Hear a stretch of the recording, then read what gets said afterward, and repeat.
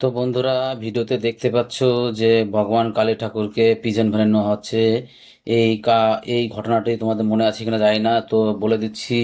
এই ঘটনাটি হয়েছিল দক্ষিণ চব্বিশ পরগনার সুন্দরবনের কাকদ্বীপ সূর্যনগরে। তো মূর্তি ভাঙা হয়, মূর্তি ভাঙা নিয়ে যে বচসা হয়, তাতে পুলিশ লাঠি চালায়।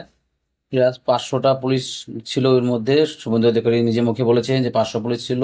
আর ওখানকার যে আইপিএস ছিল কোটেশ্বর রাও, তো তার নেতৃত্ব হয়। তো তার জন্য শুভেন্দু অধিকারী তাকে তার সাজা হিসাবে তাকে সাসপেন্ড করে দিয়েছে। বন্ধুরা, তো মনে পড়ছে তোমাদের ভিডিও দেখে যে কি হয়েছিল কাকদ্বীপে।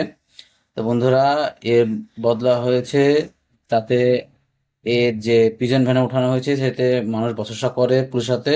আর সেই নেতৃত্ব দিয়েছিলেন আইপিএস কোটেশ্বররাও, আর তাকে সাসপেন্ড করে দেওয়া হয়েছে। তো এর নতুন আপডেট আসলে অবশ্যই বলবো। আর নতুন আপডেট জানার জন্য আমাকে ফলো করে রাখো।